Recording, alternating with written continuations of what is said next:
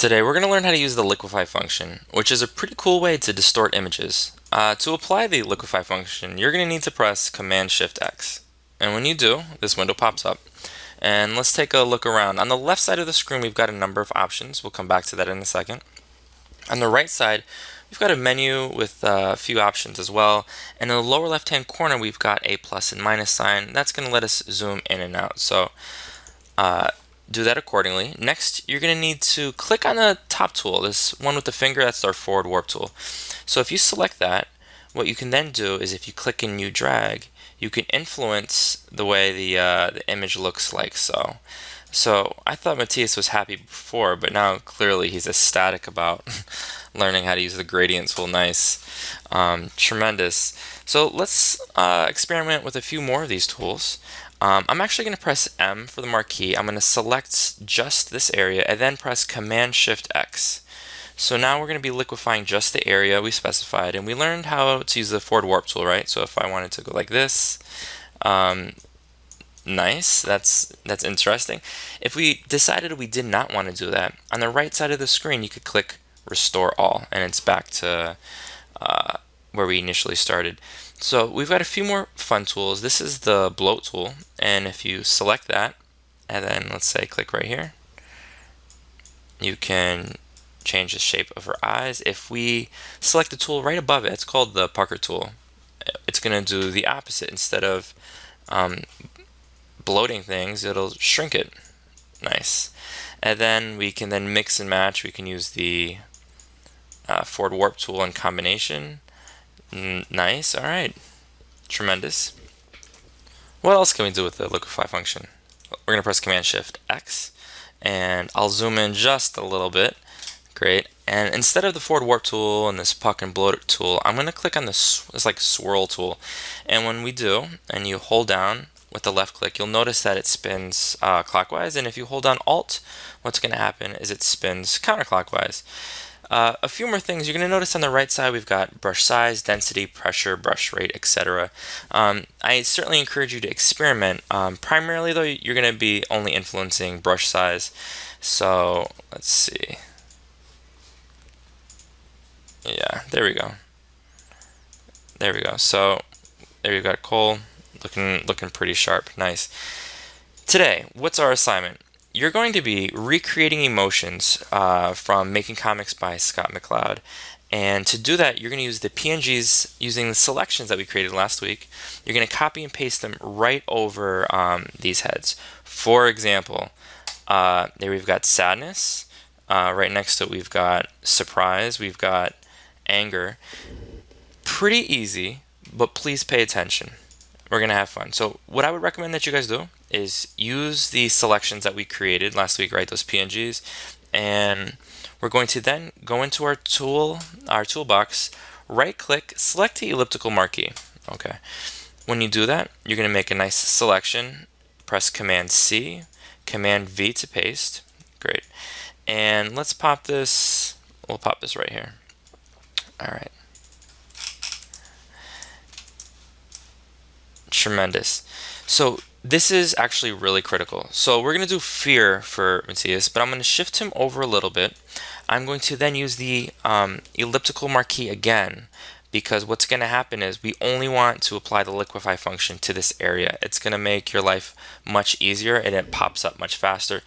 Alternatively, if you don't make the selection and you press Command-Shift-X, you see it takes a while to load, and the more layers you have on here, the longer it takes. So we're going to simply use the elliptical marquee to isolate this area. We're going to press Command-Shift-X, and I know that we want to give Matthias a little bit of fear. So we're going to replicate this emotion, and to do that I know that we want his eyes to be a little bit bigger, so I'm going to get an appropriate brush size, and let's try that. Maybe make it a little bit bigger.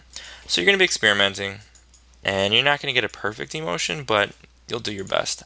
You're also going to want to use the forward warp tool quite a bit. All of a sudden, he does look like he has the fear of God instilled in him. Let's go like that. All right, now he's definitely afraid. All right, we're going to press OK. I'm going to press Command D, to deselect, shift this over. Great. So let's review one more time. Make sure you're on the right layer. You're going to create a selection. You're going to press Command Shift X. Great. I'm going to be recreating this feeling of disgust. So what I'm going to do is I'm going to adjust the brush size. All right, this is not really disgust quite yet, whatever. You guys are going to have fun. Whatever. Okay. Here we got this feeling of disgust. All right. What's absolutely critical, please pay attention, is that on the lower right hand corner, we've got a number of things. You want to make sure that show backdrop is clicked, because if it's not, it's going to be difficult to recreate that emotion. So we want show backdrop. For use, we want all layers selected. The mode is going to be behind, not in front or blend. It's going to be behind, and opacity at 100%. You might have the default at 40, and so you can sort of check the opacity if you want, but you do want to keep it at 100. That's my strong suggestion. We're going to press OK. We're going to press Command D, V to shift it over, and there we've got ourselves some disgust. So once we recreate the 6 emotions on the left side of the screen, we're going to shift to the right where we see we have 5 rows of 4 faces each, and we notice that there's sort of the emotions range on a continuum, in this case, concern to anxiety to fear to terror at the extreme. What you're going to do again is you're going to paste in a face, and I'm going to make sure that it covers it just enough by pressing Command T to shift it over. Nice. I'm going to press check. Beautiful. Now what we're going to do is use the Move tool, hold down Alt, and shift this over to create duplicates. First, however, let's label this. So instead of layer 4, I'm going to label it Drozd. Great. And then I'm going to hold Alt, click and drag using the Move tool. And so now when we return to the Layers palette, I notice that we've got a bunch of layers. We've got Drozd copy 3, 2, Drozd copy, and Drozd. What we're going to do is we're going to press Command E, and what that does is it merges all the layers. Beautiful. Now what I'm going to do is shift this down, or in this case I'll shift it up a little bit so we can still see the original emotion and our photos. I'm going to select the rectangular marquee, and we've got our source of inspiration, Command Shift X. Beautiful. Now what you're going to want to do is, if you actually hold Command, you can zoom in a little bit, and that's going to make manipulating the face and distorting it much easier. So we can sort of start with concern, shift to anxiety. So if we're doing anxiety, and in this case my mouth is closed, right? And a lot of you guys were expressing some questions like, how do you recreate the emotion if the mouth is closed? We're just going to make do.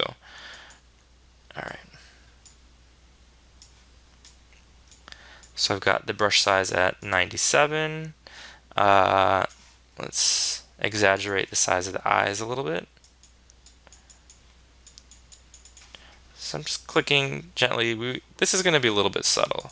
Use the forward warp tool. Okay. Shift down my eyebrows a little bit. And okay. And all of a sudden I see lots of anxiety. Big time. What I know is we can go through and let's just say we're,